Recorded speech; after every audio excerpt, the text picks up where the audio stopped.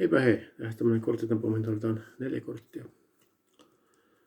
Eli 1, 2, 3 ja 4 korttia. Katsotaan mikä on päällimmäinen kortti. Se on hertta 2. Nyt vaan seurata mihin hertta 2 menee. Eli nyt se on päällimmäisenä, eiks niin? Laitapa sen tänne keskelle, näin. Eikö niin? Se on keskellä. Kun se on sormiin, niin se on itse asiassa päällimmäisenä. Tehdään sama uudestaan ja laitetaan se tänne itse asiassa pakan alimmaiseksi. Näin. Eikö niin? Pakan alimmaisena. Ota sormia, niin se on itse asiassa päällimmäisenä. Tehdään vielä niin, että laitetaan tähän pöydälle. Ottaa sormi, se on vielä tässä päällimmäisenä.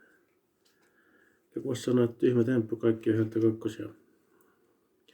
Mutta tässä näytetään, täällä on patakymppi.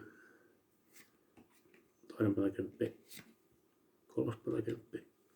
Ja 4. patakymppi. Kaikki 4 korttia on patakymppejä.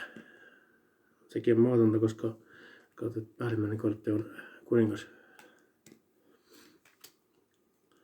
Täällä on toinenkin kuningas. Ja 3. kuningas. Ja 4.